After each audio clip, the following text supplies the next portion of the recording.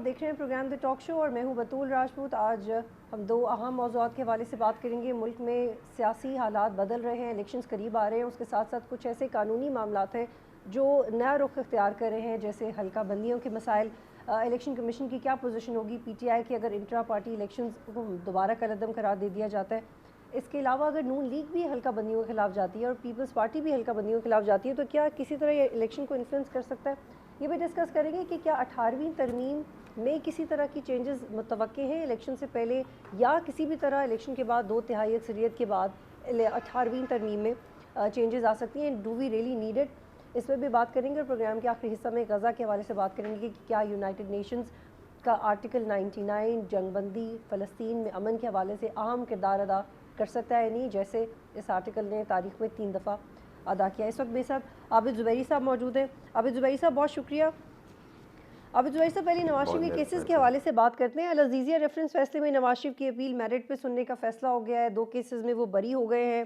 क्या ये लीगली इतने ही आसान केसेस थे जितनी तरह और जिस तरह और जितनी तेज़ी से सिमट रहे हैं? बिस्मिल्लाहिर्रहमानिर्रहीम। देखिए बीबी, मैं तो नहीं समझता कि इतने आसान केसेस थे, क्योंकि आपको याद होगा ये केसेस की इन्वेस्टिगेशन JIT जो बनाई थी वो ऑनरेबल सुप्रीम कोर्ट के ऑर्डर पे बनी थी, और फिर वो इन्वेस्टिगेशन हुई थी। वो ज़िया साहब होते थे एक ऑफिसर, उन्होंने पूरी बनी थी और कई वॉल्यूम्स में उनकी वो शहादत थी। अब ये डिपेंड करता है कि वो और आपने देखा केसों में उनकी सज़ा भी हुई। इस केस में तो आई थिंक 7 साल की उनको सज़ा हुई अल अज़ीज़िया में, और दूसरे केस में वही थी। लेकिन आपने देखा कि नैब खुद अब इसको परसू नहीं करना चाहता, और आपने देखा कि नैब ने, शायद मुझे पता लगा कि नैब ने कल उनसे कोर्ट से भी दरख्वास्त की थी कि केस को सेंटेंस को सेटिसाइड करें, कन्विक्शन को सेटिसाइड करके केस को रिमांड कर दें ट्रायल कोर्ट में। कोर्ट ने उस पर उस इस्तदा को नहीं माना। इन दोनों की लोगों ने, दोनों पार्टीज़ ने कहा था कि उसको वहाँ भिजवा दें, और कहा कि नहीं, हम खुद इस पर मेरिट पे फैसला करेंगे। तो अब देखना है कि कोर्ट इस पर 12 तारीख को अपेरेंटली केस फिक्स्ड है, तो कोर्ट इसमें क्या होती है, क्योंकि उनके वकील को अपील नवाज शरीफ साहब की, उनके वकला को दलाइल देने होंगे कि जो शहादत प्रोड्यूस हुई है उस पर उनको सज़ा नहीं हो सकती थी। तो कोर्ट को अप्रिशिएट करेगी एविडेंस जो उसके सामने रिकॉर्ड हुई है, उस पर जो फाइंडिंग आई है वो किस तरह से आई है। और फिर उन जज साहब का भी मरहूम का मसला था कि उनके एक वीडियो के उस पर, तो लेकिन वो तो उसके लीगल पैरामीटर्स के अंदर ही नहीं आता। तो ये सारी चीज़ें अब उनके वकला आर्ग्यू करेंगे। नैब ने तो इसमें कुछ करना नहीं है, कोई नैब तो पहले ही हथियार डाल चुकी है। तो अब देखना है कि उस दिन 12 तारीख को क्या होता है। मेरे साथ रुकिएगा, आई होल्ड यू है। इरफान कादिर साहब मेरे साथ मौजूद हैं। इरफान कादिर साहब, अल अज़ीज़िया रेफरेंस केस पे नवाज शरीफ की अपील दोबारा सुनने का फैसला हुआ है। इससे पहले भी उनकी अपीलें आई और फिर उनको बरी किया गया केसेस में। तो कानूनी तौर पे बहुत स्मूथ हो गया है नवाज शरीफ के लिए। इलेक्शन से पहले आप समझते हैं that he will be able to contest the election all free this trouble? जी, मैं बहुत क्लियर हूँ उस पर। वो बिल्कुल इलेक्शन कंटेस्ट कर सकते हैं। उनकी नाअहली जो है वो जो सुप्रीम कोर्ट के ऑर्डर को भी थोड़ी देर के लिए अगर मान भी लिया जाए तो उसकी मैं नहीं समझता कि कोई कानूनी हैसियत रह जाती है, खास तौर पे जब वो एक कानून में लिख दिया गया, वजाहत आ चुकी है पार्लिमान की कि कोई भी नाअहली जो है वो 5 साल से ज्यादा नहीं रह सकती, तो उनको तो 5 साल हो चुके हैं। लेकिन मैं तो वो जो 5 साल की भी नाअहली है, जो पहले नाअहली थी, अगर ये ना भी लॉ आता तो मैं उस नाअहली को वैसे ही समझता हूँ कि वो गलत था, क्योंकि आइन में वैसे ही नहीं लिखा हुआ था। तो इसलिए उनको कोई इस तरह की कदगन नहीं होगी उनके इलेक्शन लड़ने के रास्ते में। ठीक, जहांगीर जदून साहब भी मेरे साथ हैं। जी जहांगीर साहब, आप बताइएगा, how do you see legally the way cases regarding Nawaz Sharif they have been summed up और कंक्लूडेड? इतना ही स्मूथ मामला था ये देखें ना, अभी कल जो आर्गूमेंट हुए हैं, मैं वहाँ पे मौजूद था, तो वो उनके पास ओरिजिनल डॉक्यूमेंट ही कोई नहीं है। सारी कॉपियाँ उन्होंने कहा जी फोटो कापियाँ आप लगाते रहे, और यकीन करें इतने थे वो टीन के जो राजा बाजार से उन्होंने संदूक मंगवाए थे पुराने ज़माने के, ताले लगा के पूरी गाड़ी में लाते थे। और वो उन्होंने कहा जी आप ये रेफरेंस ही नहीं फाइल हो सकते थे जब तक आप, ये तो बेसिकली एसेट बिहाइंड मीन का केस था, करप्शन का तो केस ही नहीं था। उन्होंने कहा एसेट बिहाइंड मीन के केस में सबसे पहले जजमेंट है लाहौर हाई कोर्ट की भी, सुप्रीम कोर्ट की भी, पहले आपने इनकम डिटर्मिन करनी है बंदे की, और एसेट की वैल्यू डिटर्मिन करनी है। ये 2 चीज़ें आप डिटर्मिन करेंगे, कंपैरिजन करेंगे, तब रेफरेंस फाइल होता है। तो फिर एक, अगर देखें 1 करोड़ रुपया अगर आपकी इनकम ज़्यादा है या एसेट ज़्यादा है या 1 अरब ज़्यादा है, एक ही रेफरेंस बनता है। लेकिन उन्होंने कहा जी ये जो रेफरेंस मेलाफाइडी फाइल हुए हैं, फिर JIT की भी रिपोर्ट को भी डिस्कस किया, उनका JIT भी गलत बनाई थी सुप्रीम कोर्ट ने। तो ये सारे का आवे का आवा इन केसों का बिगड़ा हुआ है। आपको पता है उनको 4 साल 5 साल के लिए लिहाजा रखा था, वो टाइम पूरा हो गया है। अभी वही जो है वो सारे केस जो है वो रद्दी की टोकरी में सारा रिकॉर्ड जा रहा है, ना कोई सबूत है, ना उनके पास कोई चीज़ें हैं। तो वो इस तरह ही होता है जब पॉलिटिकली मोटिवेटेड केसेस होंगे, पॉलिटिकल विच हंटिंग के लिए आप केस बनाएंगे, चाबी लगाएंगे नैब वालों को पीछे से, तो वो फिर इस तरह केस बनते हैं। फिर उनका एंड यही होता है, अब क्या हो कि उनको सजा मौत दे दें या लाए किस बात पे। एक बंदे को एक दिन के लिए जेल के अंदर रखने के लिए आपको मतलब बिहाइंड रीजनेबल डाउट केस बनाया जाता है, ठीक है प्रोसिक्यूशन जी, को I got your case. Point. अब मैं एक और नुक्ते से बात करना चाह रही हूँ। आबिद ज़ुबैरी साहब, हल्का बंदियों को लेके पंजाब के अंदर नून लीग चैलेंज करी है, सिंध में पाकिस्तान पीपल्स पार्टी के अलावा बाकी सारी जमातें कह रही हैं कि 2024 के इलेक्शन में पाकिस्तान पीपल्स पार्टी को करने के लिए, सपोर्ट करने के लिए धांधली हो गई है। इतना बड़ा कंसेंसस है कि हल्का बंदियाँ ठीक नहीं है, तो ये इलेक्शंस को डिले कर सकती है या ये किस तरह ये मामला आगे बढ़ेगा? आबिद ज़ुबैरी साहब। नहीं जी, मैं नहीं समझता कि ये इलेक्शन को डिले करेगा, क्योंकि सुप्रीम कोर्ट का एक ऑर्डर है, वहाँ उन्होंने स्टेटमेंट दिया हुआ है कि जी हम अभी 54 दिन यानी 54 डेज़ पहले हम अपना शेड्यूल अनाउंस करेंगे। इलेक्शन का जो प्रोसेस होता है आर्टिकल 57 का 57(2) का सेक्शन 57(2) का जो शेड्यूल उनको देना होता है इलेक्शन का, वो अनाउंस करने जा रहे हैं वो। तो मैं नहीं समझता हल्का बंदियाँ, वो नेचुरली हल्का बंदियाँ जो लोग उनसे जिनको उससे एतराज़ है उसके ऊपर कि हल्का बंदियाँ सही नहीं, उसको चैलेंज करेंगे, वो अपना चैलेंज चलते रहेंगे और कोर्ट उस पर फैसला करेगी अगर वहाँ अदालतों में बात पहुँचेगी। मैं नहीं समझता कि इलेक्शन को डिलिमिटेशन, क्योंकि मैं समझता हूँ कि पहले ही इलेक्शन 90 दिन से तो आगे जा चुके हैं। इलेक्शन को 90 दिन का जो पीरियड आइन के अंदर लिखा था वो तो वैसे ही ख़त्म, गलत हो गया। 6 नवंबर तक आपके इलेक्शन होने थे, वैसे ही आगे चला गया इलेक्शन 3 महीने। तो मैं नहीं समझता कि ये डिले होंगे, लेकिन वो तो हालात ही देख के बताएंगे। कोई इलेक्शन कमिश्नर है तो अपना रोल बिल्कुल सही इसमें किया ही नहीं है उनका, सारा आइन उन्होंने तोड़ा है इस इलेक्शन कमीशन ऑफ पाकिस्तान ने। इसको वजाहत करें कि इलेक्शन कमीशन ने किस तरह से आइन तोड़ा हल्का बंदियों के हवाले से, इसको ये कैसे? मुझसे पूछ रही हैं आप? जी जी, मैं आपसे पूछ रही हूँ कि वजाहत करें। नहीं, मैं उसकी बात नहीं कर रहा, मैं हल्का बंदियों के हिसाब से नहीं, वो तो मुझे नहीं पता। मैं बात कर रहा हूँ इलेक्शन 90 दिन में कराने की जिम्मेदारी उनकी थी। वो पंजाब और खैबर पख्तूनख्वा में फिर नेशनल इलेक्शन भी उन्होंने 90 दिन में कराने थे उनका, और केयर टेकर सेटअप भी आता है इलेक्शन कराने के लिए। उन्होंने वो सदर के साथ ही झगड़ा शुरू कर दिया कि किसको तारीख देनी है किसको नहीं देनी, उसमें इलेक्शन आ गए। हमारी सुप्रीम कोर्ट बार की पटिशन थी जो हमने फाइल की थी, उसको टेकअप किया गया, वो अक्टूबर में टेकअप हुई, उस पर फिर फाइनली फैसला हुआ कि 8 फरवरी तक होगा। तो इलेक्शन करने अपना इलेक्शन कमीशन, और फिर आप उसमें जस्टिस अतर मिनल्ला साहब का नोट पढ़ लें, उसमें उन्होंने कहा इलेक्शन कमीशन, सदर ने, इलेक्शन कमीशन ऑफ पाकिस्तान, सब ने अपना रोल नहीं प्ले किया और सब इसमें जिम्मेदार हैं इलेक्शन को डिले का, और इलेक्शन 90 डेज़ का पीरियड नहीं टूटना चाहिए था। ठीक। जहांगीर जदून साहब, अभी हम ये देख रहे हैं कि जब कोर्ट में दरख्वास्तें जारी हैं हल्का बंदियों के लिहाज से, तो कोर्ट भी कह रहे हैं कि आप फ्रस्ट्रेट नहीं करें इलेक्शन कमीशन को और आप ये मामला खुद हैंडल करें। तो इसमें कोर्ट भी इलेक्शन कमीशन से ही ज़्यादा एक्सपेक्ट कर रहा है। नहीं, बेसिकली देखें, इलेक्शन कमीशन की कॉन्स्टिट्यूशनल ड्यूटी अंडर आर्टिकल 218 और 219 उन्होंने इलेक्शन होल्ड कराने free and fair and transparent और एज पर लॉ। तो इसमें अब अलकाबंदियों के तो ज़ाहिर उनके पास उनका राइट तो है, वो हाई कोर्ट में जा सकते हैं, बिल्कुल सुप्रीम कोर्ट में भी, लेकिन इस इलेक्शन डिले नहीं होंगे। वो इक्का दुक्का या 2-4 केस चले जाते हैं अलकाबंदियों के। अलकाबंदियाँ आप देखें इलेक्शन कमीशन में मतलब है कितने, कोई 100 के करीब, 100 से भी ज़्यादा पिटीशनें आई हैं, सारी इलेक्शन कमीशन ने डिसमिस कर दी हैं। अगर मेरे है नहीं ख्याल में अब इलेक्शन कमीशन क्यों जो सुप्रीम कोर्ट में टेकिंग दे चुके हैं जी कि 8 फरवरी को इलेक्शन होंगे, तो आप ये 8 फरवरी से इंशाल्लाह इलेक्शन डिले नहीं होने चाहिए, और नहीं होते हुए नज़र मुझे तो नहीं नज़र आ रहे। क्योंकि अगर इलेक्शन डिले होते तो इलेक्शन कमीशन कुछ पिटीशनें अलाउ करता, अलकाबंदियों की कुछ को ना करता, लेकिन उन्होंने ऑलमोस्ट जितनी भी थी 100% पिटीशन जो है वो सारी खारिज कर दी। कि उनकी अभी मुझे मंशा नज़र आ रही है कि वो इलेक्शन जो है वो अल्टीमेटली, क्योंकि सुप्रीम कोर्ट के आर्डर में उन्होंने आपस में कंसल्टेशन भी की है, तो 8 फरवरी को इलेक्शन कराएंगे। बाकी केस तो चलते रहते हैं इलेक्शन के दिन से। हमने पहले कितनी दफ़ा, आप ज़ुबैरी साहब को भी पता है, इरफान कादर साहब को भी पता है कि इलेक्शन के 2 दिन रहते होते थे, वो कहते हैं जी बैलेट पेपर छप रहे हैं जी, उनको रोक दें जी कि हमारा जो है नाम शामिल करें। तो ये केस आखिर तक आते रहते हैं, इसमें कोई इशू नहीं है। बाज़ का आप देखें इलेक्शन के पेपर जब सबमिट होंगे तो किसी आदमी के अगर डिसमिस होंगे वो अपील में जाएगा। ठीक है, आप तो कहेंगे इलेक्शन, जी, I hold you here Irfan ऐसे कादर इलेक्शन साहब। डिले नहीं होते, ये काम साथ साथ लीगल चलता रहेगा। ठीक है, ठीक है, ठीक है, I got you point. Irfan Qadir साहब, नून लीग भी हल्का बंदियों पर एतराज़ करी है। अब परसेप्शन ये था कि जब से पीडीएम की गवर्नमेंट गई है, जो निगरान सेटअप है वो नेचुरली एक सपोर्ट है नून लीग की तरफ। ये एक परसेप्शन बेस्ड अगर हम बात कर लें तो इसको डिग नहीं करते। लेकिन अब हम ये देख रहे हैं कि नून लीग को भी हल्का बंदियों पर एतराज़ है, वो भी कोर्ट जा रहे हैं। जी देखें, ये जैसे जहांगीर जदून साहब ने कहा है कि ये जो प्रोसेस है कोर्ट का ये तो चलता रहेगा, लेकिन इन इटसेल्फ ये वजह नहीं बन सकता कि इलेक्शन कमीशन जो है वो इलेक्शंस को डिले करें अनलेस के कोई इससे बड़ी वजह हो। तो मैं भी मुत्तफिक हूँ जहांगीर जदून साहब से, और इस हद तक आबिद जुबैरी साहब से भी मुत्तफिक हूँ कि इलेक्शन लग रहा है कि ऑन टाइम हो जाएंगे।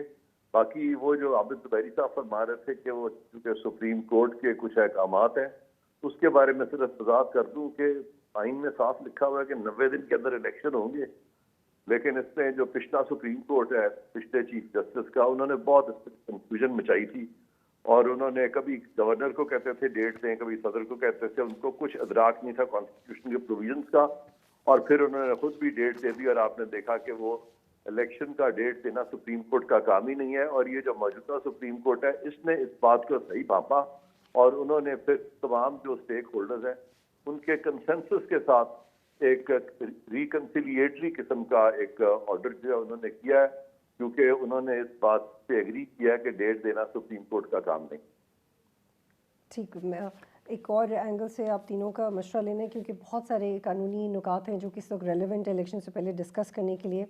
आबिद ज़ुबैरी साहब, 18वीं तरमीम के हवाले से पहले एक सियासी बहस शुरू हुई, अब लेकिन हम उसको कानूनी तौर पर डिस्कस करेंगे। Is it possible to roll back this amendment? Do we really need it? ये बार बार बहस क्यों शुरू हो जाती है 18वीं तरमीम की, और फिर ये इंप्रेशन ही क्यों जाता है कि सियासी जमातें करना चाहती हैं? आबिद ज़ुबैरी साहब।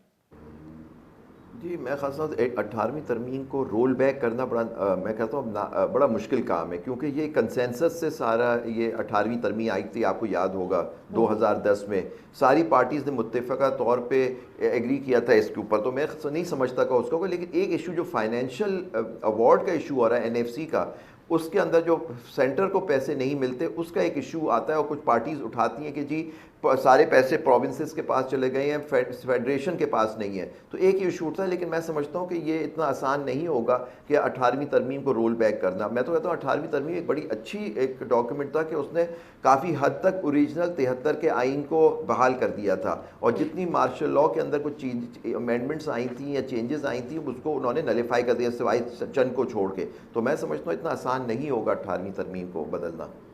लेकिन मैं चाहती हूँ कि आप इस पे भी जवाब दें कि ये बहस क्यों बार बार शुरू होती है, क्योंकि इस तरमीम का तो ये एक इम्प्रेशन है कि इसमें डेवोल्यूशन ऑफ पावर हुई है, सूबों को मजबूत किया है, डेमोक्रेटिक आइन को मज़ीद मजबूत किया है। तो फिर ऐसा क्या है जो सियासी जमातें भी एक पॉइंट पे आके इसको डिबेट बना लेती हैं? जैसे राना सनाउल्लाह ने कहा है कि इसको, जैसे राना सनाउल्लाह ने कहा है कि इसमें मज़ीद बेहतरी की ज़रूरत है, वो क्या बेहतरी की ज़रूरत समझ रहे हैं? देखिए, वो तो फिर उन्हीं से पूछेंगे क्या बेहतरी की ज़रूरत है, लेकिन एक इशू तो आ गया ना, क्योंकि आप देखिए पहले जो आइन था, ओरिजिनल आइन में 2 लिस्टें होती थी जिसपे प्रोविंशियल असेंबली और फेडरल गवर्नमेंट पार्लियामेंट लेजिस्लेट कर सकती थी। एक फेडरल लेजिस्लेटिव लिस्ट थी जिसपे फेडरेशन, और एक कॉन्करेंट लिस्ट हुआ करती थी जिसमें दोनों लेजिस्लेट कर सकते थे। तो 18वीं तरमीम में वो दूसरी लिस्ट जो थी जिसके अंदर दोनों के पास पावर्स थी वो ख़त्म कर दी गई, और जितनी उनके अंदर जो पावर्स थी वो सारी डिवॉल्व हो गई सूबों के पास। तो इस वजह से शायद उस वजह से कह रहे हैं कि कुछ चीज़ें कुछ सेंटर में नहीं रही हैं, और उसकी वजह से फेडरेशन को कोई अगर इशू है तो कुछ पार्टीज जो होती हैं वो कहती हैं कि जी उसमें अमेंडमेंट लाई। ये उनकी शायद आज तक मंतक होगी जो ये बात करते हैं कि ये फेडरेशन के खिलाफ हो, जबकि मैं समझता हूँ कि सूबों को पावर दे देना ये तो एक फेडरेशन को मजीद तकवीत दी है। जी बिल्कुल। जहांगीर जदून साहब, इम्प्रेशन तो यही है, लेकिन ये क्यों बार बार बहस शुरू हो जाती है, और क्या इलेक्शन से पहले ऐसा हो सकेगा कि बहस तकवीत पकड़ जाए, या इलेक्शन के बाद ऐसा हो सकता है कि 2/3 मेजॉरिटी पे एक वाकई कंसेंसस आ जाए कि इस हवाले से कुछ किया जाए? नहीं, देखें, एक तो ये कि पार्लियामेंट की पावर तो है, वो अगर 2/3 मेजॉरिटी है तो कॉन्स्टिट्यूशन में कोई भी अमेंडमेंट कर सकती है। लेकिन ये इसमें जितने भी पूरे मुल्क के अवाम भी स्टेक होल्डर है, पोलिटिकल पार्टी भी स्टेक होल्डर है। एक पोलिटिकल पार्टी कहने से 18वीं तरमीम पे कोई असर नहीं पड़ता, वो जो ऑलरेडी तरमीम हो चुकी है प्रोविंशियल ऑटोनॉमी। इनफैक्ट तो अब भी जो है प्रोविंशियल के पास ऑटोनॉमी नहीं है, ना ही जो असल ऑटोनॉमी का मकसद होता है कि आप लोकल गवर्नमेंट को जो है पावर डेलीगेट करें। वो इस मुल्क के अंदर ना कभी हुआ है, ना आगे होने वाला है। असल जो रूट है ना वो आपकी लोकल गवर्नमेंट है, जो उसके अंदर कॉन्स्टिट्यूशन के अंदर 18वीं तरमीम के अंदर 140 आर्टिकल डाला भी गया था, लेकिन उस पर अमल दरामद जो है ना कोई प्रोविंशियल गवर्नमेंट नहीं करती, ना ही कोई पोलिटिकल पार्टी चाहती है उस पर अमल हो। वो यहाँ से जो नीचे से पोलिटिकल लाट है ऊपर नहीं आ रही, ऊपर में पार्टियाँ जो हैं अपने पास वो पुराने ज़माने के जो भी रस्म और रवाज है उनके मुताबिक ही चल रही हैं। तो मेरा नहीं ख्याल अगर बंदा के कहता है जी 18वीं तरमीम तो उसको कोई रीज़न देनी पड़ेगी ना, फिर हमें भी पता चले, आपको भी और चले। रीज़न भी देनी पड़ेगी और वो कंसेंसस भी क्रिएट करना पड़ेगा। हाँ, कंसेंसस भी, वो स्टेक होल्डर है। असल में तो देखें ना कि प्रोविंस है, कोई प्रोविंशियल ऑटोनॉमी, इससे फेडरेशन में इसमें कोई शक नहीं है कि मजबूत होती है। लेकिन इनफैक्ट उस पे ये देखना है कि अमल भी हो रहा है या नहीं हो रहा। और नहीं हो रहा, उसमें हम क्या चाहते हैं कि 18वीं तरमीम पे मनोहान अमल हो और प्रोविंस के पास अथॉरिटी। यहाँ पे तो इलेक्टेड गवर्नमेंट के पास कोई अथॉरिटी नहीं होती, हाइब्रिड रिजीम चलाते हैं गवर्नमेंट। इलेक्टेड तो आप किस गवर्नमेंट के बात पास नहीं होती बज़ाहिर, और फिर सूबाई हुकूमतों के पास नहीं होती, और फिर अब तो लोकल गवर्नमेंट्स के पास भी नहीं है ना। इरफान कादी साहब, दुनिया के दूसरे ममालिक में तो निज़ाम इतना नीचे तक फैल गया है कि नीचे तक पावर ट्रांसफ़र होती है, लेकिन हम अब तक इसी बहस में उलझे हुए हैं कि 18वीं तरमीम का क्या मुस्तकबिल है। देखें, इस बहस में ज़रा थोड़ी सी बैकग्राउंड आपको देखनी होगी कि गवर्नमेंट ऑफ इंडिया एक्ट में भी जो लिस्ट थी वो इतनी यानी एग्जॉस्टिव नहीं थी जितनी कि 73 कॉन्स्टिट्यूशन में इन्होंने खास तौर पर वफाक के हवाले से किया। और अगर आप देखें तो बहुत सारे सब्जेक्ट जो गवर्नमेंट ऑफ इंडिया एक्ट के तहत स्टेट्स को जाते थे वो भी इन्होंने 73 कॉन्स्टिट्यूशन में वो अपने पास रख ली फेडरल लेजिस्लेटिव लिस्ट में। और इसके अलावा जो कंकरेंट लेजिस्लेटिव लिस्ट है उसमें चूंकि फौकियत दे दी गई वफाक के कानून को, तो सूबों के पास नवे कुछ भी नहीं रह जाता था और वो जो एक सूबाई खुद मुख्तारी थी उसको बहुत नुकसान हो रहा था। इसीलिए इन्होंने ये तरमीम लेके आए और इससे इन्होंने ये कंकरेंट लिस्ट को खत्म करके तो कहा कि सूबों को जाएगा तमाम इख्तियारात, खास तौर पे रेजिड्यू के, उससे सूबों को खुद मुख्तार बनाया गया। तो ये बात मैं बिल्कुल एग्री करता हूँ दोनों साहब से, जुबैरी साहब से भी और जदून साहब से भी, कि ये पार्लिमान जो अगली आएगी वो बज़ाहिर लग नहीं रहा कि वो 18वीं तरमीम को उस तरह से रोल बैक कर सकेगी या करना चाहेगी। तो ये एक सियासी फैसला था उस वक्त और ये इत्तफाक राय से हुआ था। तो ये बजाय इतना आसान नहीं होगा 18वीं तरमीम को रोल बैक करना। ठीक है, ठीक है। अब जुबैरी साहब, एक और बड़ी इंटरेस्टिंग डेवलपमेंट है वो लोग जिन्होंने भुट्टो के आखिरी 313 दिन मैं ऐड करता चलूं कि जी प्लीज 18वीं तरमीम को टाइम सुप्रीम बताइएगा। कोर्ट ने भी अपहोल्ड कर लिया था। जी प्लीज जी सर कंटिन्यू कीजिएगा सर। सुप्रीम कोर्ट ने भी इस पे 18वीं तरमीम को अपहोल्ड किया था। जी मैं आपको सुन रही हूँ, प्लीज बात कीजिएगा आप जुबैरी साहब। जी मैं कह रहा हूँ कि सुप्रीम कोर्ट में भी 18वीं तरमीम के ऊपर इशू उठा था, तो सुप्रीम कोर्ट ने भी जजमेंट दी थी कि ये बिल्कुल सही तरमीम है। जी बिल्कुल ऐसा ही है कि सुप्रीम कोर्ट ने यही कहा था। मैं एक और डिस्कशन में एक नुक्ता लाना चाह रही हूँ, बड़ी इंटरेस्टिंग डेवलपमेंट है। मैं कोट करी थी, जिसने पढ़ी होगी भुट्टो के आखिरी 313 दिन या भुट्टो के कत्ल के हवाले से, जुडिशल मर्डर के हवाले से किताबें, तो उनके लिए तो ये बड़ा इंटरेस्टिंग डेवलपमेंट है कि 2023 में हमें देख रहे हैं कि कोर्ट उनके उस रेफरेंस को एड्रेस करना चाह रही है और ये समात के लिए मुकर्रर किया जा रहा है। आबिद जुबैरी साहब, what kind of news is that for you? क्योंकि 2012 में 2 समातें हुई, फिर खामोशी हो गई। ये क्या हम एक नए एरा में दाखिल हो रहे हैं? क्या बहुत इंसाफ होने वाला है? जी मैं समझता हूँ कि बहुत अच्छे हुआ कि ये शहीद जुल्फ़िकार भुट्टो साहब का जो रेफरेंस, प्रेसिडेंशियल रेफरेंस था 2011 या 12 में दाखिल किया गया था, वो अब देर से टेकअप हुआ रहा है, लेकिन हो रहा है। यह बड़ा अच्छी बात है। और इस सुप्रीम और ये चीफ जस्टिस साहब ने जो बेंच कॉन्स्टिट्यूट की है उसको सुनने के लिए, मैं समझता हूँ, क्योंकि देखिए इसमें अब शुरू से ही अबहाम था कि ये फैसला सही नहीं था। उसमें 3 जजेस जो थे उन्होंने डिसेंट किया था, जो दो रिव्यू सब जजों ने डिसमिस किया था उस वक्त। लेकिन आप देखिए कि उस जजमेंट का कोई आज तक कोर्ट नहीं किया जाता। और फिर एक उसमें जो जज साहब थे जिन्होंने सज़ा दी थी, हमारे साबिक चीफ जस्टिस नसीर हसन शाह ने एक इंटरव्यू में कहा कि जी हम पे बड़ा दबाव था ये फैसला देने के लिए। तो मैं समझता हूँ कि ये 2 रिव्यू वगैरह सब और टाइम बहुत गुजर चुका है। नेचुरली 1979 का ये इशू था। तो लेकिन अब आगे एक गलती हुई है, किसी आदमी का जुडिशल मर्डर हुआ है, एक हमारे साबिक वज़ीर आज़म का। तो मैं समझता हूँ कि ये बिल्कुल सही है, इसको टेकअप करें। अब कोर्ट के ऊपर है कि देखते हैं वो उसको कैसे फ़ैसला करती है कि ये सारी शहादतों को देखने के बाद या किस तरह से वो चलेगा कि ये फ़ैसला सही था या नहीं था। मैं समझता हूँ ये फ़ैसला सेट असाइड होना चाहिए। इरफान कादी साहब, मैं आपके पास आती हूँ। सर आप बताइएगा कि इस तरह के केसेस में अदालतों के पास क्या ऑप्शन होती है? देखें, पाकिस्तान में जब भी बड़ी सियासी पर्सनैलिटीज इन्वॉल्व होती हैं तो सियासी पुश एंड पुल के तहत कानून को कम देखा जाता है और उस वक्त सियासत को ज्यादा देखा जाता है।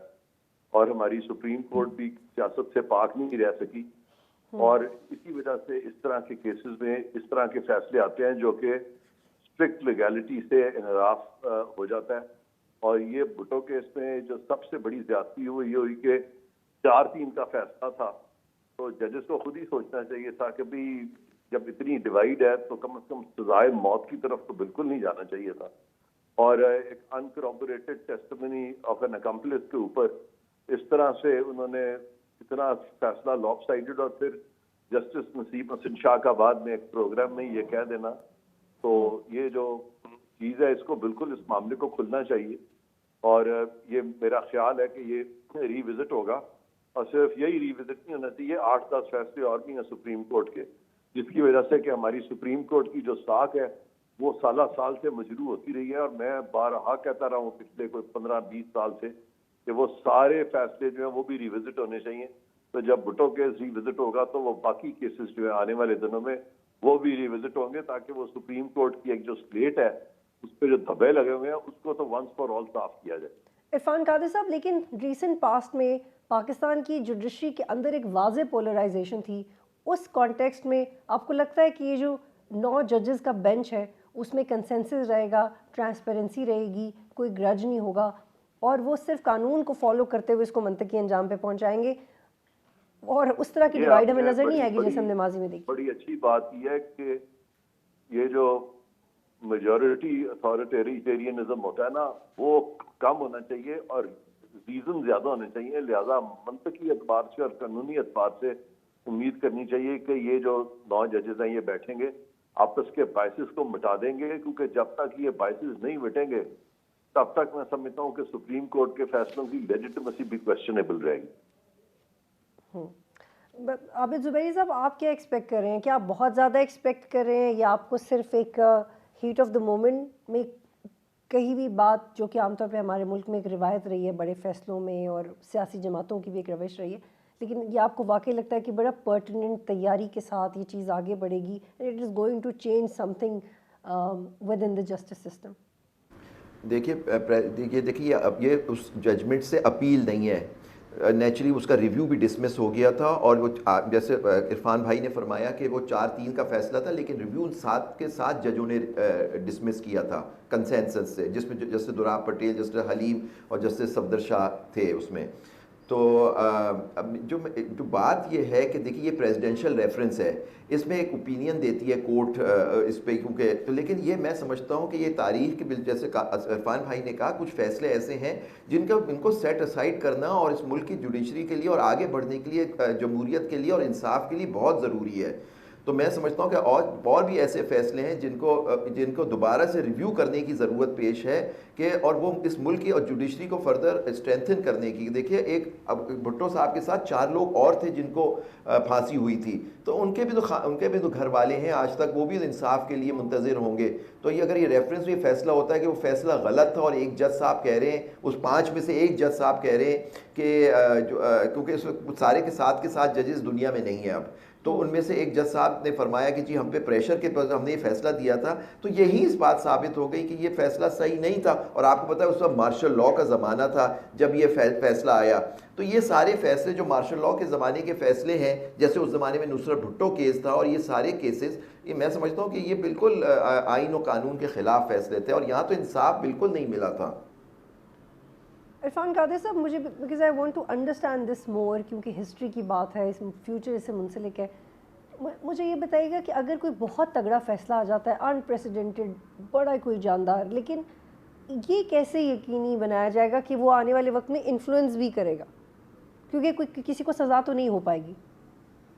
वो ठीक है, लेकिन देखे ना जब सुप्रीम कोर्ट के फैसले आते हैं तो आइन में लिखा हुआ है, प्रोविजन है कि तमाम जुडिशियल अथॉरिटीज़ और एग्जीक्यूटिव अथॉरिटीज़ उनके एड में एक्ट करेंगी। फिर एक आर्टिकल है उसमें लिखा हुआ है कॉन्स्टिट्यूशन में कि तमाम अदालतें जो हैं उन फैसलों पे अमल करेंगी या उन फैसलों की तायीद में लीगल प्रिंसिपल्स ले करेंगी। तो ये सारी बातें चूंकि आइन में लिखी हुई हैं, लोग जब भुट्टो केस या इस तरह के केसेस जब साइड करते हैं तो जो नए जजेस हैं या कम अज़ कम जो लोअर जुडिशरी है इंक्लूडिंग हाई कोर्ट, उनको बड़ी एम्बेरसमेंट होती है। जुडिशरी एज एन इंस्टीट्यूशन बहुत एम्बेरस्ड फील करती है, इसलिए इनको सारे फैसलों को रिविजिट करना जरूरी है। और बिल्कुल ये सही कहा ज़ुबैरी साहब ने कि भुट्टो साहब के साथ वो जो दूसरे लोग हैं जिनको इसमें फांसी हुई है, वो भी मामले सारे खुलने चाहिए कि उन्होंने, उनका क्या इसमें रोल था और उनको क्यों फांसी हो गई थी, क्योंकि वो जो फैक्ट्स हैं वो भी बड़े अफसोसनाक फैक्ट्स हैं अगर उसको देखा जाए, और वहाँ भी बड़ी ज्यादती हुई थी उन लोगों को जो फांसी हुई थी। तो ये सारी चीज़ें जो है ये खुलनी चाहिए वंस फॉर ऑल। मैं जिस तरह पहले भी कहा कि ये जो सुप्रीम कोर्ट की ये जो एक धब्बादार स्लेट है इस तरह के केसेस में, वो बिल्कुल उसको इनको क्लीन करना होगा, रीसेट करना होगा। ठीक, आखिरी सवाल है आप दोनों से। आबिद ज़ुबैरी साहब, irrespective of what we were discussing earlier, आप क्या समझते हैं कि कोर्ट की प्रायोरिटीज़ ठीक हैं? चाहे फैज़ाबाद धरना केस हो, ये भुट्टो का केस हो, इसको रिविज़िट करना, ये बहुत इंप्रेसिव बातें लगती हैं, लगता है बहुत एनर्जी है कोर्ट में। लेकिन जो लोअर जुडिशरी है, जो पेंडिंग केसेस हैं, जो एक आम आदमी को इंसाफ चाहिए, उसको एड्रेस कर पा रही है? उस पर भी बताइएगा, क्योंकि मुझे तो पर्सनली एज अ पाकिस्तानी फ़र्क नहीं पड़ता कि फैज़ाबाद धरना में क्या हो रहा है। वो शायद मेरा कोई पर्सनल मर्डर केस होता हो या मेरा कोई लेन देन का केस होता हो, आम आदमी को तो इसी से फ़र्क पड़ता है। नहीं, देखिए मैं समझता हूँ ये जो केसेस हैं इसके बहुत देखिए वो बाइंडिंग उसकी अफेक्ट होता है। तो आप नीचे जो कोर्ट्स होते हैं वो जैसे अभी इरफान कादिर साहब ने फरमाया आर्टिकल 189 के तहत वो judgments of the Supreme Court या high court, Supreme Court binding होती हैं सारी कोर्ट्स पे और इस सब पे, और authorities are bound to act in aid of the Supreme Court article 190। तो उसका असर नीचे तक जाता है सोसाइटी में। अगर ऊपर गलत फैसला हो जाएगा तो नीचे लोअर कोर्ट्स जो हैं या हाई कोर्ट है या लोअर कोर्ट जो हैं वो कैसे देंगे, सही फैसले देंगे, क्योंकि नेचुरली वो प्रेसिडेंट फॉलो करते हैं, वो उनको देखेंगे। तो ये कहना कि जी उनका लोगों पे असर नहीं होगा, मैं नहीं समझता ये सही है। उसका बहुत असर होता है, पूरी सोसाइटी पे होता है। एक कानून ले डाउन कर रही होती है highest court of the land, तो उसका बहुत असर होता है। लेकिन जहां आपने फरमाया कि सही, हाँ देखिए हाई लोअर जुडिशरी जो होती है सुप्रीम कोर्ट के नीचे नहीं होती, उसकी सुपरविजन होती है हाई कोर्ट्स के पास। तो मैं समझता हूं कि ये हाई कोर्ट्स के जो चीफ जस्टिस या हाई कोर्ट की कमेटी होती है उनका काम है देखना कि उनके लोअर कोर्ट्स जो है डिस्ट्रिक्ट जुडिशरी कैसे काम कर रही है। उनके लॉ आर्टिकल 203 उसमें प्रोवाइड करता है ये सारी चीजें। तो लेकिन मैं समझता हूं कि हमारी एक स्टेटस को चल रहा है, जब तक ये नहीं तब्दील होगा, इसको सही नहीं किया जाएगा, जजेस की ट्रेनिंग, जजेस की तादाद और ये सब चीजें नहीं बदली जाएंगी, तो मैं समझता हूं कि इंसाफ की रास्ते में रुकावटें दूर नहीं होगी। अब ये स्टेटस को नहीं चल सकता, इसको ठीक करना सुप्रीम कोर्ट का काम। सुप्रीम कोर्ट ऑब्जर्वेशन दे सकती है, लेकिन लोअर जुडिशरी को ठीक करने का काम रिस्पेक्टिव हाई कोर्ट्स का होता है। ठीक है, बहुत शुक्रिया आबिद ज़ुबैरी साहब, जहांगीर जदून साहब और इरफान कादिर साहब प्रोग्राम में ज्वाइन कर रहे थे। यहाँ पे एक ब्रेक लेते हैं, फिर वापस जी प्रोग्राम में खुश आमदीद। इस वक्त मेरे साथ ब्रिगेडियर आसिफ हारून साहब मौजूद है और ब्रिगेडियर महमूद शाह साहब मुझे ज्वाइन करेंगे इजराइल पैलेस्टाइन इशू के हवाले से। ब्रिगेडियर आसिफ साहब, गज़ा में जंगबंदी के हवाले से यूनाइटेड नेशंस की करारदादों से आपकी क्या उम्मीद है? आपको लगता है कि अब अमेरिका वीटो कर सकता है इसको या नहीं करेगा? क्योंकि यूनाइटेड नेशंस के जो रिप्रेजेंटेटिव हैं उन्होंने काफ़ी बोल्ड मूव लिया है आर्टिकल 99 को इम्प्लीमेंट करवाने का। आपको लगता है कि अब वाकई किसी इंटरनेशनल पावर में हिम्मत आ गई इस हवाले से स्टैंड लेने की? हैं वो तो अभी तक कोई खास तब्दील नहीं हुई, जिसमें कि इजराइल जो है जो मेन रोल प्ले कर रहा है वो तो बिल्कुल बज़िद है कि जी मैंने किसी सूरत में भी सीज फायर नहीं करनी जब तक कि मेरे तमाम अहदाफ जो हैं वो मुकम्मल ना हो जाएं। और उसकी पुष्ट बनाई सबसे ज़्यादा जो है वो अमेरिका खुद कर रहा है। फिर यूके का रोल भी और फ्रांस का रोल भी पता है, European Union as a whole का भी रोल पता है। तो उसमें तो कोई ऐसी लचक नहीं आई। जो लचक और जो प्रोटेस्ट है वो तो पब्लिक लेवल के ऊपर है। जो गवर्नमेंट लेवल के ऊपर हैं उनके स्टांस में कोई फ्लेक्सिबिलिटी अभी नजर नहीं आई। यूएनएससी आपको पता है कि वो चाइना और रशिया अगर एक तरफ है तो बाकी तो वो डोमिनेट करते हैं और वीटो पावर उनके पास है। तो वो आज तक तो उन्होंने इस पे नहीं माना। अब वो क्यों मानेंगे? और उसका मतलब ये है कि वो इजराइल को अनॉय करेंगे? ये वो कभी नहीं करेंगे। तो वो पहले इजराइल इससे पहले उन्होंने ये किया है कि जो इंतहा पसंद इजरायली हैं उन पे सफरी पाबंदियां भी लगाई हैं अमेरिका ने, ये रिसेंटली किया उन्होंने। देखिए बात यही है ना कि पाबंदियां इंतहा पसंद पे लगाने से क्या वो दूसरी तरफ जो वो जूस जो हैं इजराइल के अंदर और पूरे यूरोप में और अमेरिका में वो उठ खड़े हुए हैं, जिसमें रिलीजियस ग्रुप्स भी उनके हैं, फलाना है, तो उसका कोई खतर खा असर तो अभी तक नहीं आ रहा। मकसद तो सिर्फ ये है कि जो एक ज़ायनिस्ट की कैबिनेट है, एक क्रिमिनल कैबिनेट है नेतन्याहू की, वो तो एक वॉर मॉन्गरर्स हैं और वो कह रहे हैं कि जब तक हमने आखिरी हमास का बंदा जो है वो मार नहीं देना, टनल सारे खत्म नहीं करने, और फिर ये है कि जितने भी गाजा में बसते हैं उनको सिनाई में हम ये फेंक दें और वेस्ट बैंक वालों को भी जॉर्डन में फेंक दें, तो वो, और फिर ये है कि ताकि हम इनका मुकम्मल सिक्योरिटी कंट्रोल आइंदा के लिए ले लें। अब वो ये नहीं है कि जी सीज फायर करके तो फिर वो ये दे देंगे, क्योंकि इस वक्त जो हमास है वो उनके ख्याल के मुताबिक एक हफ्ते के अंदर इनको वो उनका ख्याल था कि हम इनको अपने सबक सिखा देंगे, लेकिन वो तो अभी तक मुजाहमत कर रहे हैं, वो अभी तक इनको नुकसान पहुंचा रहे हैं, रॉकेट भी मार रहे हैं, टैंक्स को भी मार रहे हैं, वरने भी वैसे भी वो हमले कर रहे हैं। तो वो उसमें इसका मतलब ये है कि उनमें अभी तक जज्बा भी है और हिम्मत भी है। जहां तक आम पैलेस्टीनियंस का ताल्लुक है, इनका ये ख्याल था कि वो इनको हटा देंगे और अलग हो जाएंगे, वो भी नहीं हुआ। वो सब जो है एक उसी तरह उनकी भी रेजिलियंस कायम और दायम है। जी जी, आप कहेंगे मेरे साथ ठीक है। ब्रिगेडियर महमूद शाह साहब, इजराइल ने इसके ऊपर ये फीडबैक दिया है, ये रिएक्शन दिया है यूनाइटेड नेशन की सिक्योरिटी काउंसिल के इजलास के ऊपर कि अगर इसको अमेरिका वीटो नहीं करता तो इसका मतलब है कि आप हमास के साथ हैं और उनको उन इंसानी जानों के ज़रा से कोई फ़र्क नहीं पड़ता, और इंतहाई ढिठाई से वो बार बार ये बात रिपीट कर रहे हैं। जी बिल्कुल, दरअसल ये अमेरिका ही है जो वार कर रहा है, इसराइल का तो सिर्फ नाम है। मेरे ख्याल में अगर हमास और हिजबुल्लाह जो है दोनों इकट्ठे हो जाएं और वेस्ट बैंक में भी जो लोग हैं वो इकट्ठे हो जाएं तो इसराइल को ख़त्म कर सकते हैं। लेकिन ये जितनी भी चीज़ें हैं ये अमेरिका जो है एक्चुअली लड़ रहा है। अमेरिकन हुकूमत जो है वो ज़ायनिस्ट एलिमेंट्स के हाथों में है और वहाँ का प्रेसिडेंट भी शायद इतना इंडिपेंडेंट नहीं है जितना वो हम समझते हैं कि शायद बहुत बड़े मुल्क का प्रेसिडेंट है। वो ये ज़ायनिस्ट जो भी हैं उनके हाथों में है और मेरे ख्याल में जब तक अमेरिका इस सिलसिले में और यूरोप और इजराइल इस जंग में बदनाम हुए हैं, यानी पूरा वर्ल्ड मीडिया इनके खिलाफ जो है वो बात कर रहा है। अमेरिका के अंदर भी कुछ मीडिया जो है या वहाँ के कुछ लोग हैं वो इसके खिलाफ बात कर रहे हैं। तो अमेरिका को ये जंग बड़ी यानी इन्होंने अमेरिका ने ये जो हिजबुल्लाह है ये डायरेक्टली ईरान के तहत है, तो ईरान को वार्निंग दी है कि अगर हिजबुल्लाह ने हमला किया तो हम ईरान के ऊपर हमला कर देंगे और एक तरीके से ये जंग फैल जाएगी। तो उन्होंने कहा कि जंग को ना फैलाएं, जिसकी वजह से ईरान खामोश हो गया और हमास भी खामोश हो, सॉरी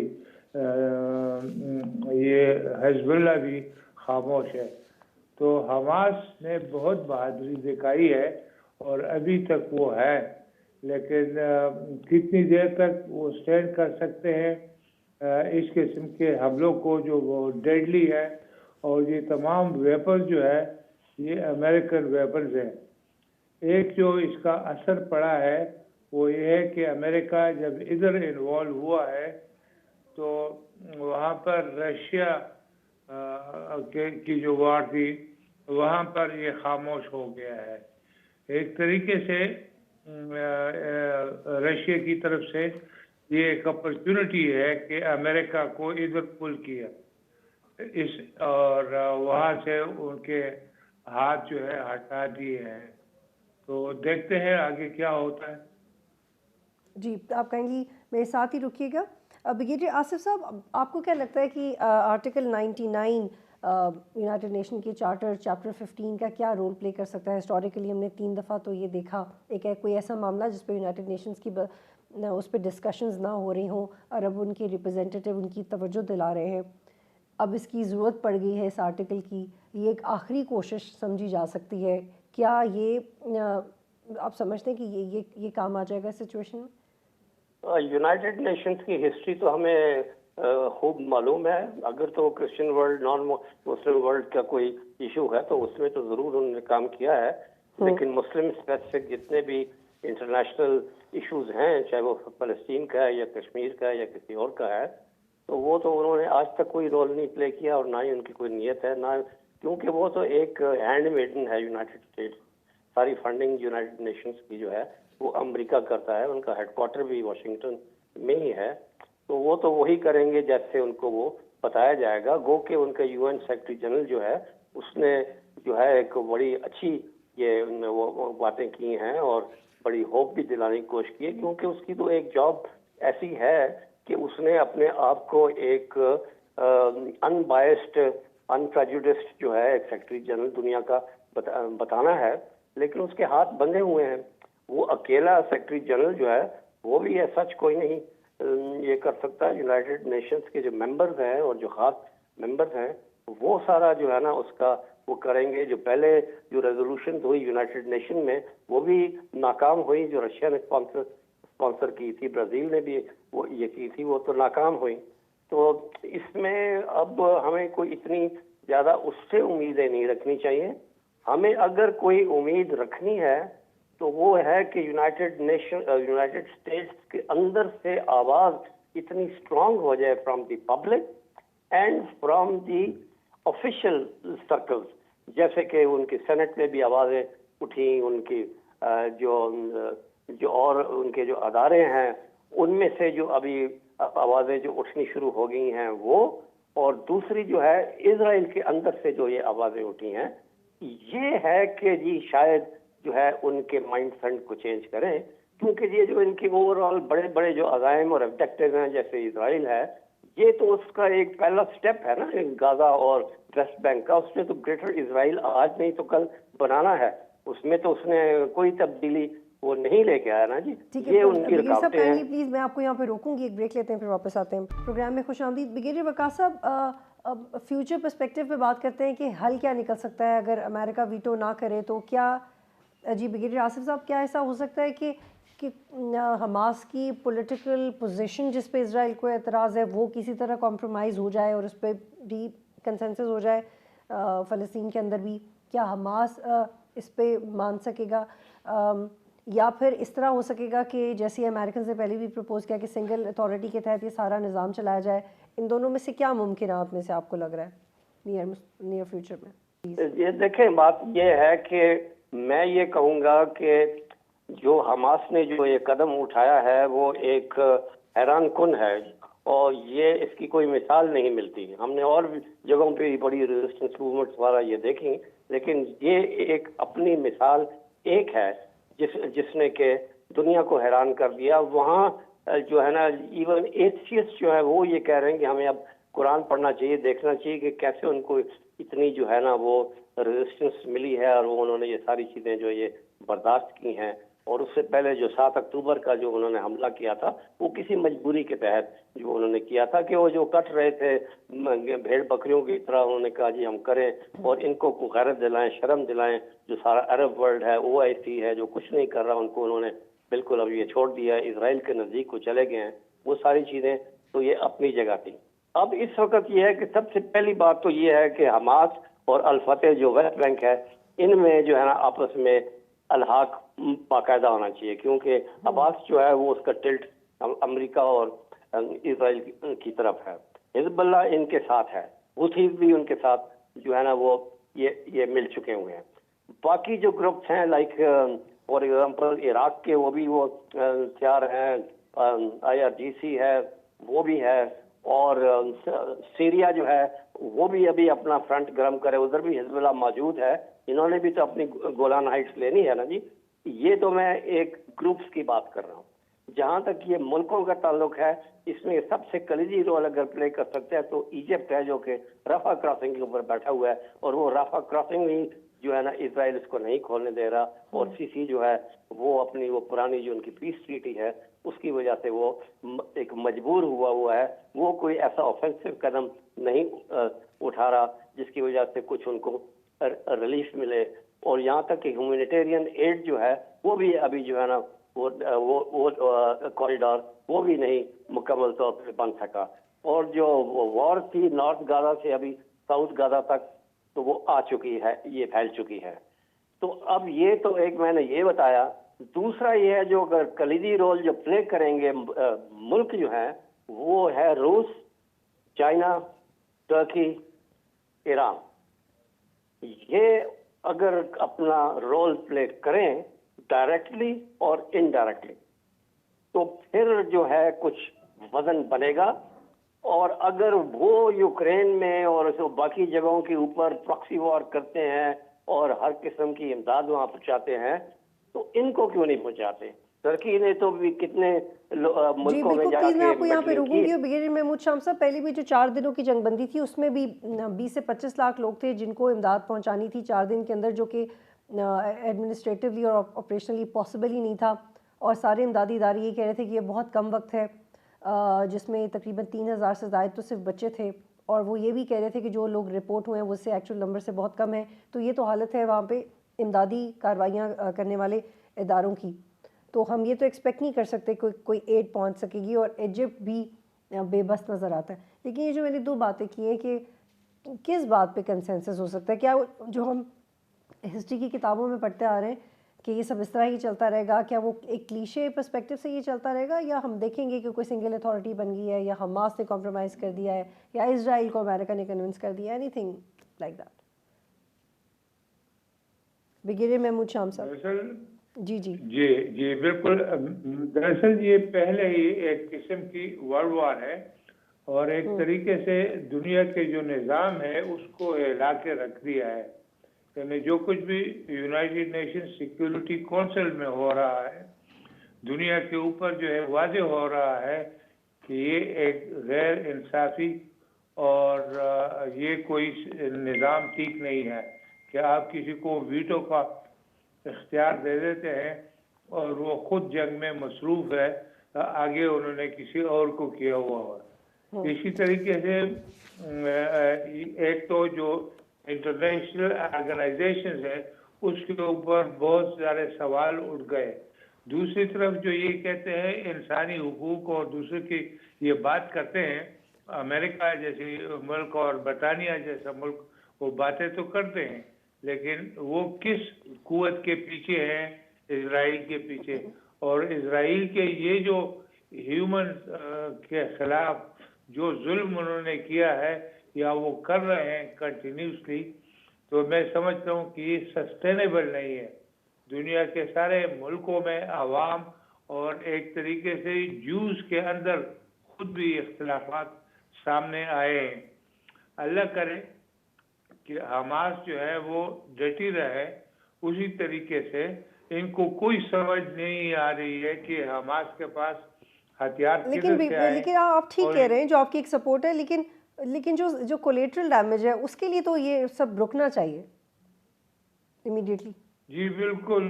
जो कोलेटरल डैमेज है या जो ह्यूमन बींग्स को उन्होंने, जिसमें बच्चे भी शामिल हैं, औरतें भी शामिल हैं, जिस तरीके से इन्होंने दुनिया के इस मॉडर्न ज़माने में बेहिसी नजर आ रही है एक तरफ से, दूसरी तरफ उनको बच्चों को उनके औरतों को जिस तरीके से इन्होंने कत्ल किया है या कर रहे हैं, उससे इजराइल का जो रियल चेहरा है, वो जो लोग कहते रहे कि जीव जो है पूरी तमाम उम्र जो है वो लोगों ने उनको निकाला है, वो निकालने की वजह सामने अभी और जो सिंगल अथॉरिटी है वो किस तरह से पॉसिबल हो सकती है, वो किस तरह से इम्प्लीमेंट की जा सकती है? मेरे ख्याल में तो ये मैं समझता हूँ कि हमास अगर डटी रहती है और इजराइल फाइनली मजबूर होगा सीज फायर के ऊपर, ये किसी को ख़त्म नहीं कर सकते। आवाज़ें दुनिया की बुलंद हो रही हैं। अगर उनको फिजिकल इमदाद नहीं मिल रही है तो ये जो मॉरल इमदाद है ये भी काफ़ी है और रोज़ बरोज़ ये बढ़ती जा रही है। अमेरिका के अंदर खुद लोग सवाल कर रहे हैं कि किस तरह की हुकूमत है, और लोगों ने पहली बार ये कहा है कि उनके जो 58 इम्पोर्टेंट पोजीशंस है गवर्नमेंट में, वो इन्हीं ज़ायनिस्ट के पास है। और ये है जो, और इसमें से काफ़ी सारे यहूदी है जो खुद प्रोटेस्ट कर रहे हैं और वो कह रहे हैं कि ये नहीं, और ये एक वजह बनेगी इजराइल को यहाँ से या यहूदियों को यहाँ से निकालने की। तारीख में इनको हमेशा लोग निकालते रहे हैं, क्योंकि एक ऐसी कौम है, ऐसे अकीदा है इनका, गलत अकीदा है कि समझते हैं कि बाकी लोग दुनिया के जितने भी हैं वो हम कत्ल कर सकते हैं। ठीक है, आई गॉट योर पॉइंट।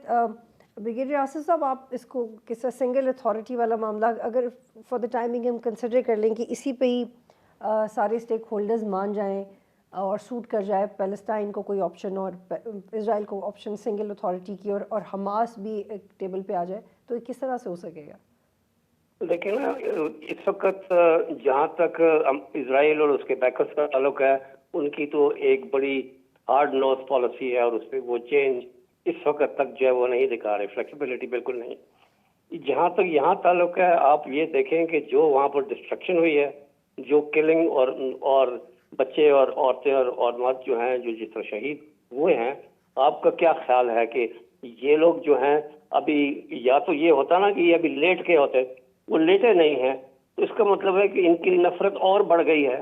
और अब वो जो 74% जो है अभी भी जो पैलेस्टीनियंस हैं वो 7 अक्टूबर के अटैक्स को जो है वो अप्रूव करते हैं कि ये ठीक हुआ, ये होना चाहिए था।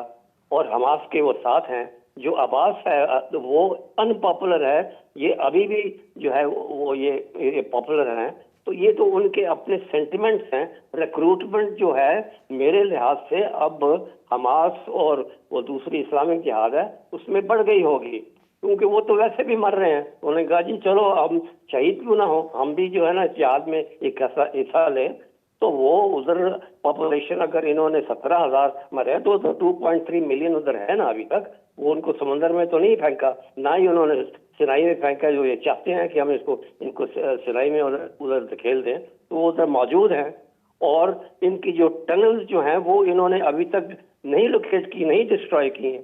तो वो इसके बाद इसका मतलब ये है कि अगर वो अभी तक रॉकेट्स उनके ऊपर फेंक रहे हैं, एंटी टैंक गाइड मिसाइल जो है उसके मरकबा जो इनका मोस्ट सोफिस्टिकेटेड टैंक है उसको और APHCs को डिस्ट्रॉय कर रहे हैं, तो इनके पास इसका मतलब है कि असला भी है और विल भी है। बहुत शुक्रिया आप दोनों का प्रोग्राम में ज्वाइन करने के लिए। प्रोग्राम देखने का शुक्रिया। अल्लाह हाफ़िज़।